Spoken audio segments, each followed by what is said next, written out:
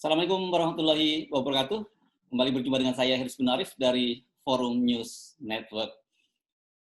Di media massa maupun di media sosial kita sudah terbiasa dengan pembelahan yang kemarin-kemarin disebut dengan cebong dan kampret, kemudian bahkan ada yang kadrun dan sebagainya. Jadi memang masyarakat kita terbelah di realitasnya seperti itu. Tapi dari penelitian Median, lembaga survei Median, menunjukkan bahwa meskipun terjadi perpecahan di level grassroots, tapi di level elit politik itu mereka malah justru bekerja sama.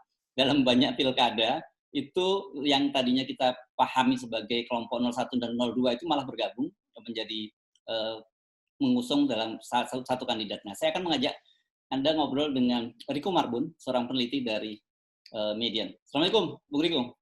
Waalaikumsalam warahmatullahi wabarakatuh. Mas Ersu, bagaimana kabar? Alhamdulillah. Ini saya baca status Facebook Anda cukup menarik. Ini Anda menulis sebuah judulnya, nggak salah, cebong kampret perdana gitu ya. Ini kok jadi antara ada dan tiada. Oh gitu ya. Oke. Tiap hari kita dengar, tapi sebenarnya nggak ada juga. Oh gitu ya. Oh jadi cebong kampret itu antara ada dan tiada. Itu realitas politiknya di daerah ya. Gitu. Coba bisa Anda ceritakan apa dari hasil temuan Anda itu? Jadi sebenarnya kan begini, pasca 2019 ini kan sampai sekarang ini kita merasakan secara real ya, itu yang namanya perseteruan politik pasca 2019 itu sampai sekarang itu masih terasa.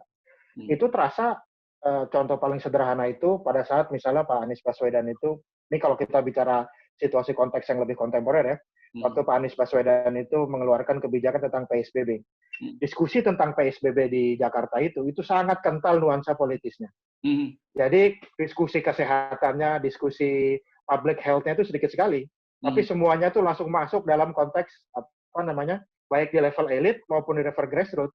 Itu bayang-bayang aroma pertarungan 2019 itu sampai sekarang itu masih ada.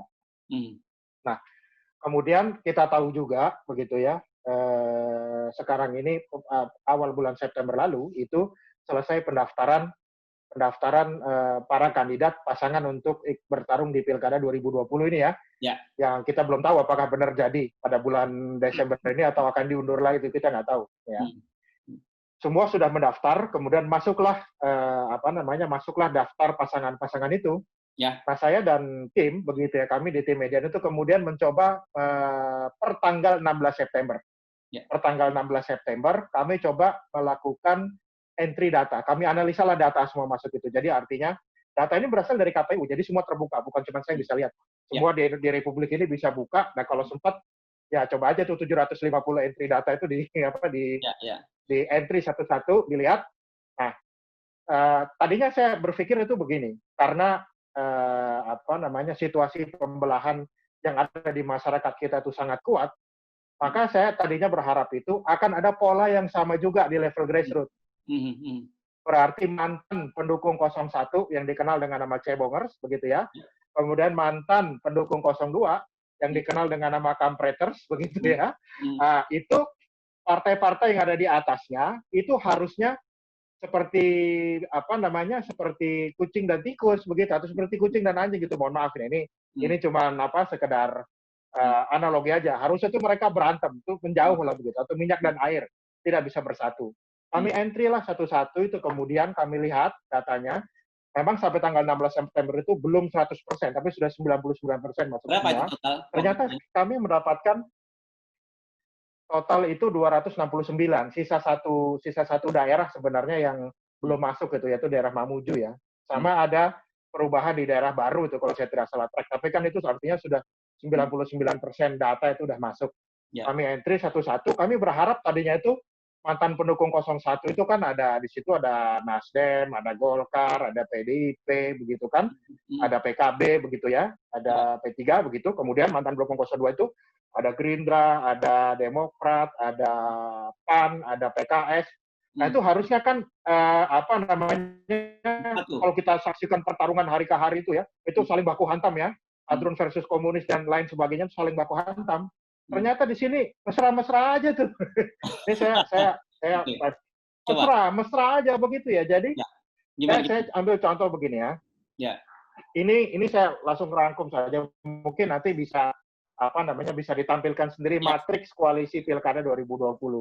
Cara membaca matriks itu artinya, kalau misalnya ada sebutkan angka 1 atau 2, itu artinya partai A, misalnya partai A ke partai B, itu 2, itu artinya di dalam pilkada, partai A dan partai B itu berkoalisi di 2 pilkada. Nah, itu berarti begitu. Nah, kalau kita lihat di sini misalnya polanya ya, PDIP. Ya. PDIP itu koalisi paling besarnya itu justru Gerindra. Nah. Oke lah, mungkin kita bisa terima ya, karena Pak Prabowo itu sudah masuk ke dalam, begitu ya. 110 pilkada. 110. Ya. 110 itu kan hampir separuhnya lebih ya. Jadi walaupun di bawah itu gontok-gontokannya itu masih kuat, tapi 110 pilkada. Kemudian yang kedua, PDIP itu berkoalisi dengan Golkar misalnya. 94 pilkada.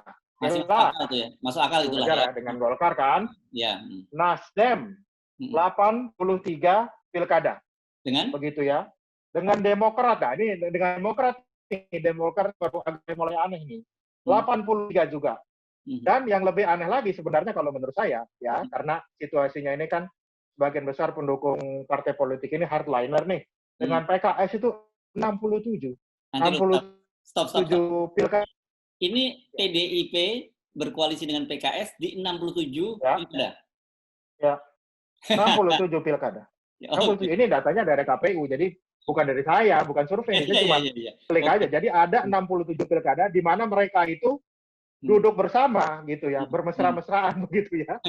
Walaupun saya ya itu makanya saya tulis di dalam status Facebook saya itu, saya agak ragu-ragu itu mau disosialisasikan ke bawah begitu, apalagi pasca RUU HIP. Ya kan, pasca RUU tentang Pancasila itu, haluan ideologi Pancasila itu kan kita melihat itu. Jadi kita merasa lah, kita lihat hari-hari di Facebook, tumbangkan partai yang tidak yang ingin mengganti ideologi Pancasila begitu, tumbangkan yang berbau komunis. Bahkan terakhir kemarin kejadian di Sumatera Barat itu kan luar biasa kan, pertarungan antara dua partai ini kan. PDIP bilang ya satu ini gubernurnya ya karena mantan gubernur dari PKS inilah, kemudian begitu kan, dibalas juga begitu kan dengan jangan sampai sapu bersih, jangan sampai ada PDIP misalnya di sana.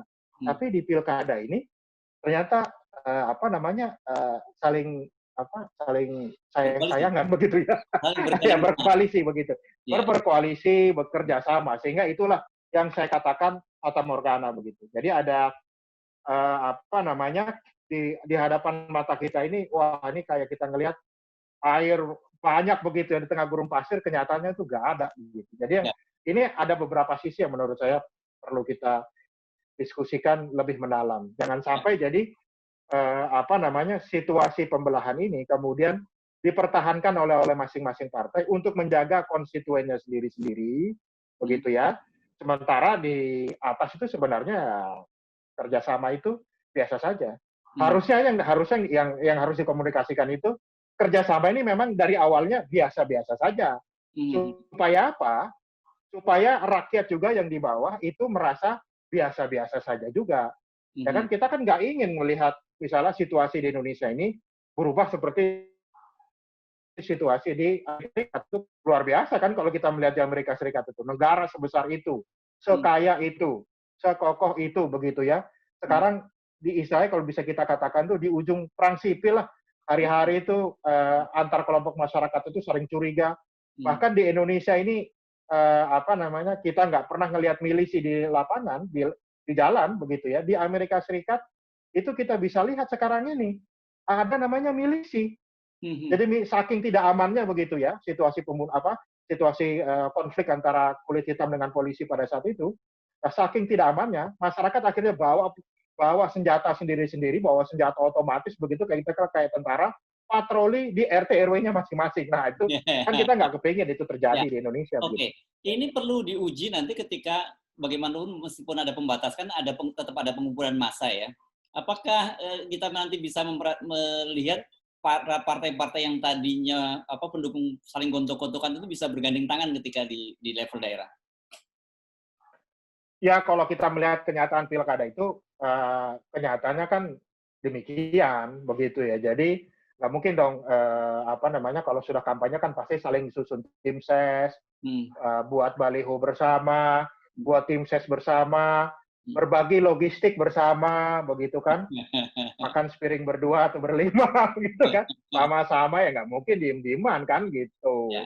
Nah, Jadi ya apa namanya kita lihat ya itu pasti akan terjadi. Makanya saya apa namanya sempat berpikir ya ini sebenarnya ada sisi positifnya. Kalau ini ditanggapi secara serius data ini begitu ya. Artinya kan kita bisa melihat bahwa pilpres itu yang memecah belah kita, tetapi pilkada itu yang mempersatukan lah. Lebih begitu, siapa tahu itu. Jadi bisa jadi tagline itu.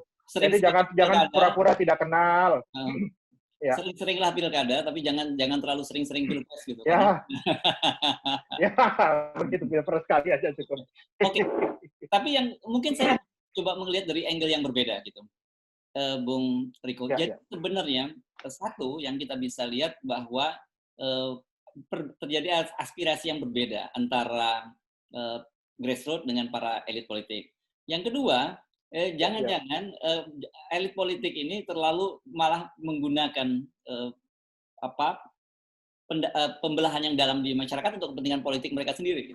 Iya, karena kalau saya perhatikan begini ya. Jadi memang baru di pemilu 2002 pasca 2019 baru pasca pemilu 2019 inilah kita melihat ada semacam unfinished business begitu ya. Jadi ada semacam masalah yang belum bisa terselesaikan. Tapi kalau kita lihat konflik atau situasi di di pemilu 2019 kali itu kan memang luar biasa juga kan.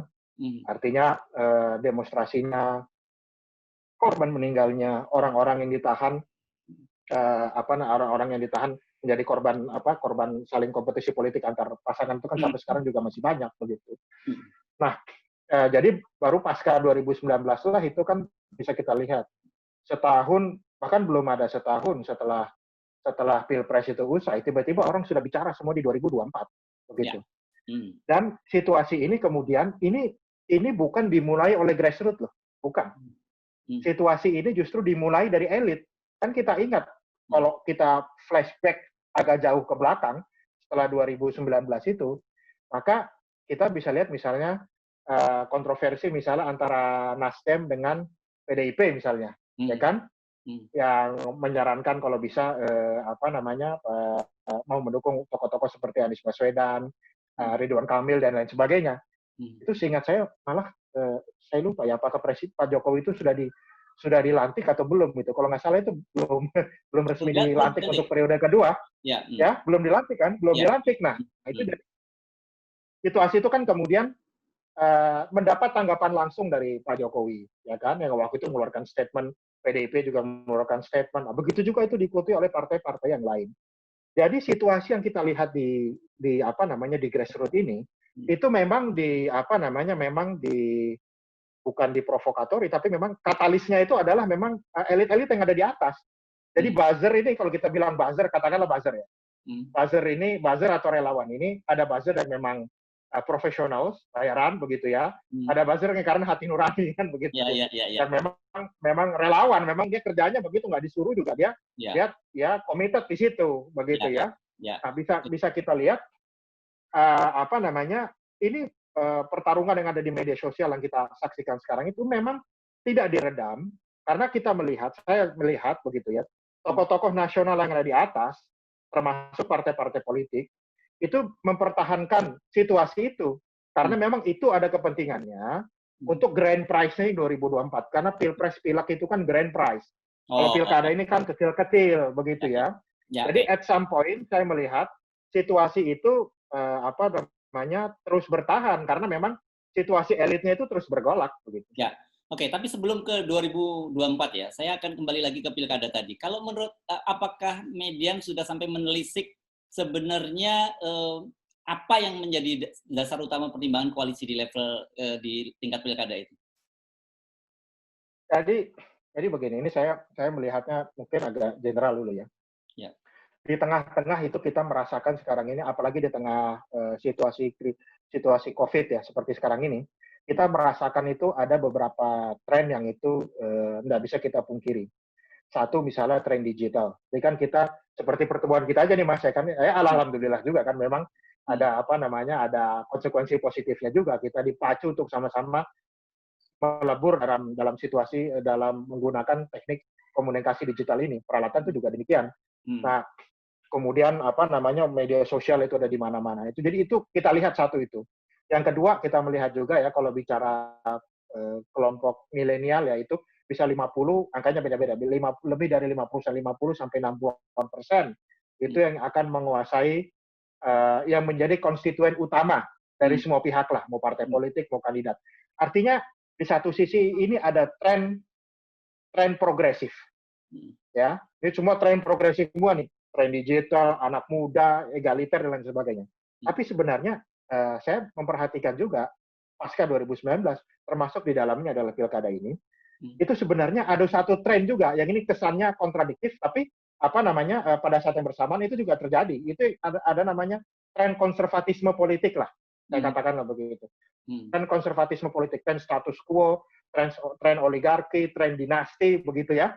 Pada saat yang bersamaan itu bersatu dan itu lebur dalam dinamika politik yang ada di Indonesia ini. Saya ambil contoh begini, sebelum kita masuk ke pilkada nih. Ini datanya Pak Akbar Faisal ini, data Nagara Institute ya. Ya, Nagara Institute. Jadi dia nanti mungkin bisa ditampilkan juga slide-nya, begitu ya. Data Nagara Institute itu dia melihat persentase ada anggota DPR yang terpilih di 2019 lalu. Jadi dia teliti ada hubungan dinasti nggak. Nah, dinasti politik itu dalam politik modern itu sebenarnya definisinya sederhana sekali. Pokoknya yang memiliki hubungan kekerabatan secara vertikal atau horizontal itu namanya dinasti. Karena dinasti itu sebenarnya secara politik itu kata yang netral. Jadi nggak punya konotasi. Dia bukan kata konotatif atau denotatif, enggak. Dia sebenarnya definisi yang netral aja. Pokoknya ada hubungan, ya dia itu namanya dinasti. Apakah itu kakak, adik, ayah, ibu, nah itu dinasti. Ternyata dari seluruh partai yang ada di dalam DPR itu, nggak ada satupun yang steril dari dinasti. Semuanya ada. Saya bacakan contohnya. Nasdem, dari 100% anggotanya. Saya ulangi lagi, ini dinasti bukan berarti makna konotatif ya. Nasdem itu yang terlibat dinasti itu 33,9%, hampir sepertiga. Paling tinggi ya? Paling tinggi, ini paling tinggi saya baca secara urutan. P3 31,58%. Golkar yang kita pikir partai lama itu justru nomor 3 begitu ya, 21,18%. Demokrat 18,52%. Peringkat kelima PAN 18,18%. Gerindra 16,67%. PDIP yang kita anggap ini partai ini ya, partai cukup lama juga, ternyata justru peringkat ke-7. Ya. 13,28%. Nah, nomor 8 itu PKS, di angka 8%. Dan yang paling akhir justru PKB, di angka 5,17%. Jadi ini ada tren ada tren dinasti yang menguat begitu. Itu kan artinya ada kekuatan lokal. Raja-raja lokal lah kita bisa katakan begitu. Itu ditambah lagi dengan kenyataan dalam pilkada ini, kita ambil juga nih, sekarang kita masuk ke pilkada nih. Kita ambil juga data dari KPU. Sampai detik ini ada 25 calon tunggal. Calon kota kosong. 25 calon tunggal. 25 calon tunggal. Ya, jadi tadi DPR, sekarang pendaftaran pilkada. Kalau kita lihat dari pilkada tahun 2015, nanti bisa dilihat juga, itu trennya meningkat terus. Tahun 2015 itu cuma 3 calon. Tahun 2017 itu ada 9 calon. Tahun 2018 itu ada 16 calon. Makin lama makin naik nih.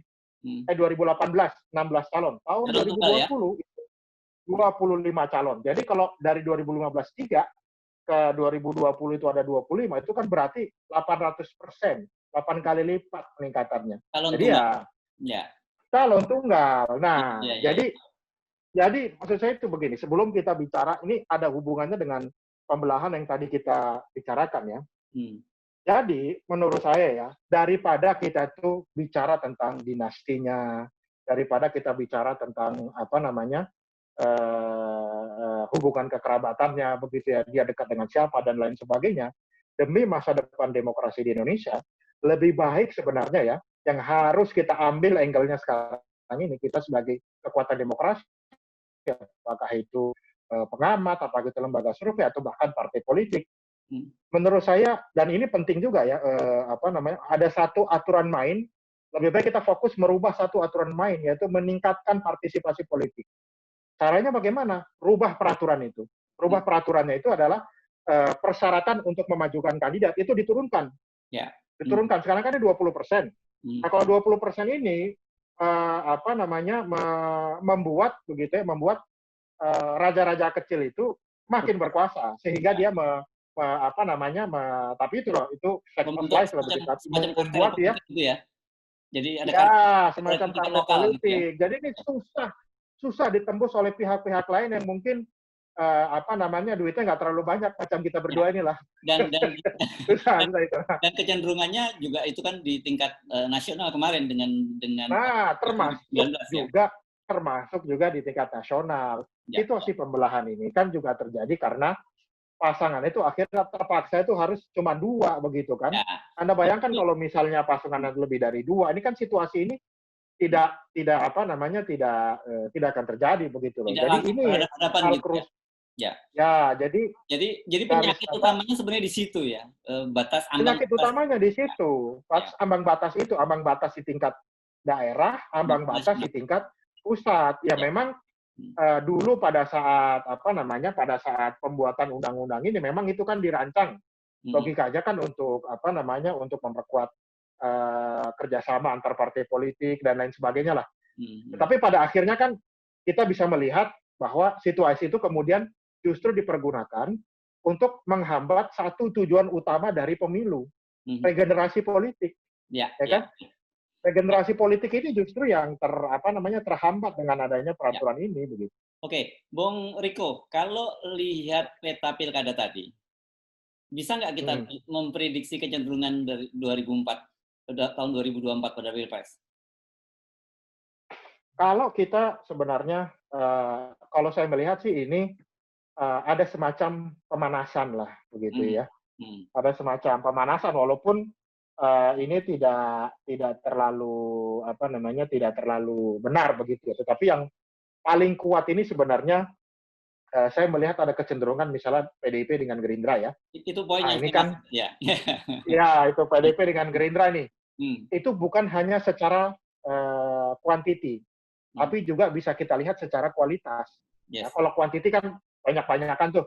Tapi juga di pilkada bergengsi menurut saya. Itu perlu kita lihat. Contohnya misalnya pilkada macam di Solo. Nah, ini kan bergengsi. Sebenarnya memang sih pilkada 2020 ini kalau bicara secara leverage dia mungkin pilkada 2020 itu tidak sebergengsi kalau ada pilkada 2022 atau 2023.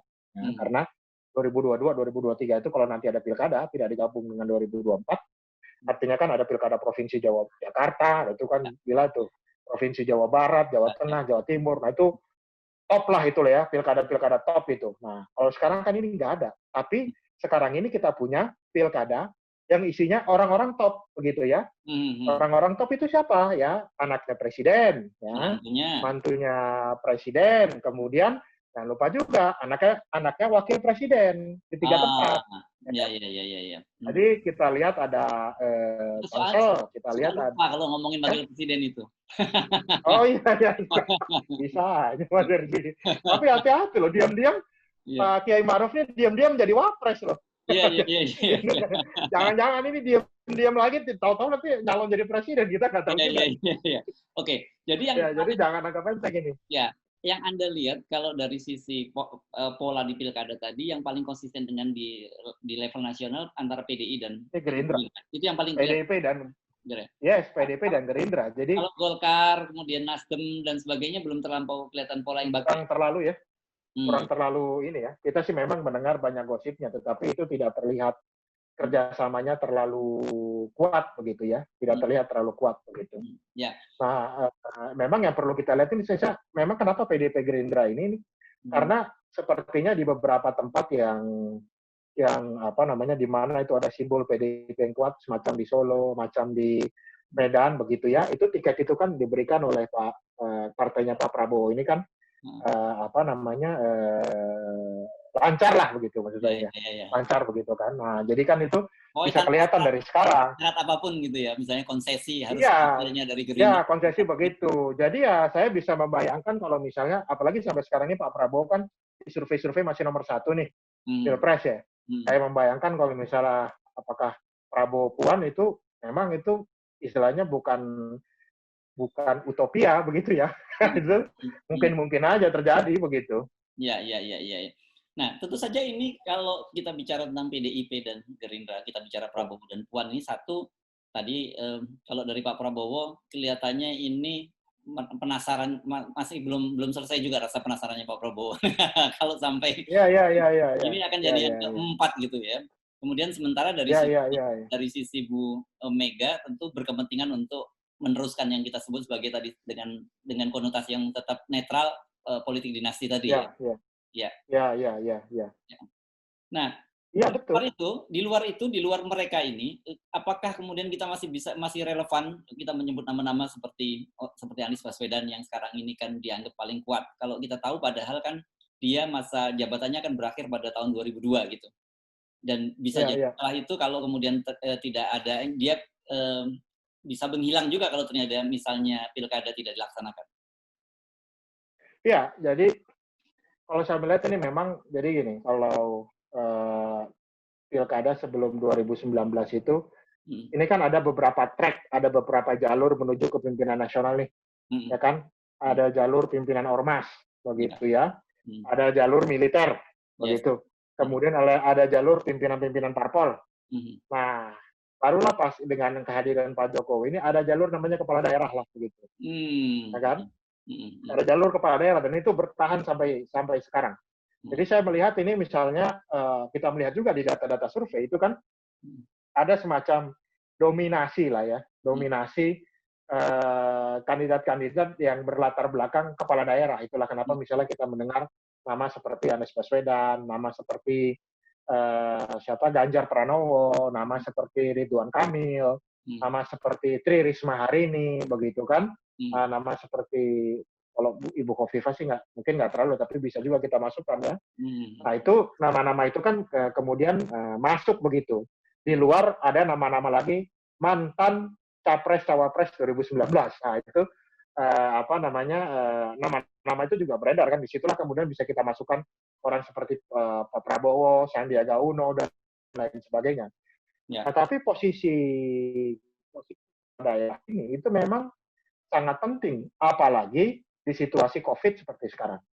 Apalagi di situasi COVID. Saya katakan demikian, karena kan begini, prinsip pertama, hukum besi dari pemilihan itu sebenarnya satu, walaupun langkah-langkah berikutnya itu tetap banyak ya.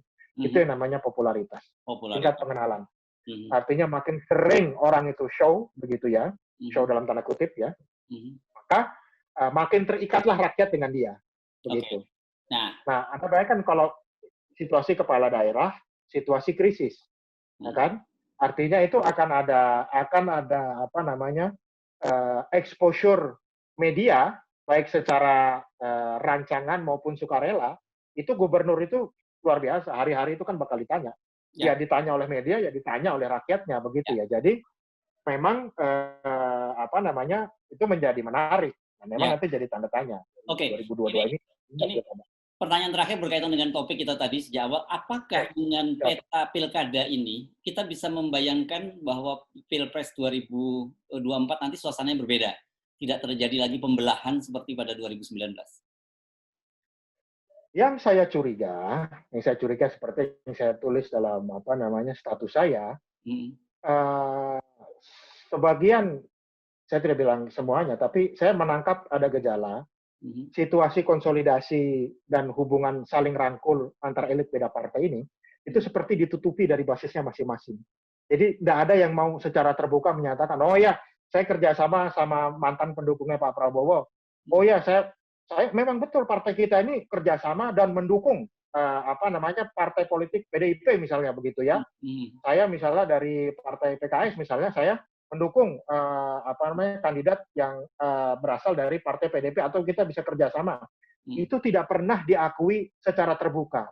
Yang ada kan diskusi-diskusi di medsos itu diskusinya itu adalah, ya ini kan pilihan taktis, ini kan pilihan sementara, ini kan karena nggak ada yang lain, begitu loh. Sehingga pada saat yang bersama, ini mengajarkan, jadi ini apa namanya, guru kencing berdiri, murid kencing berlari. Kalau elit-elit politik kita tidak secara terbuka mengajarkan bahwa saya bekerja sama dengan dia, memang demi untuk bangsa ini kan kita kompetisi untuk bangsa. Gimana masyarakat ini mau diem berantemnya gitu maksud saya. Jadi berantemnya nggak akan selesai sampai 2024. Itu yang saya khawatir. Kalau itulah kenapa pada akhirnya saya menulis status itu. Concern saya itu adalah di apa namanya pembelahan yang harus segera dicairkan ini begitu. Karena 2019 sudah selesai. Sudah nggak ada lagi 01, 02, harusnya begitu. Tapi kan ternyata tidak begitu. Oke, kita akan terus melihat dinamika ini. Apakah ini hanya mesra sesaat dan kemudian kembali memanas 2024 atau seperti apa? Terima kasih, Bung Riko Marbun. Terima kasih, thank you Mas Hersu ya, thank you undangannya. Assalamualaikum. Assalamualaikum warahmatullahi wabarakatuh.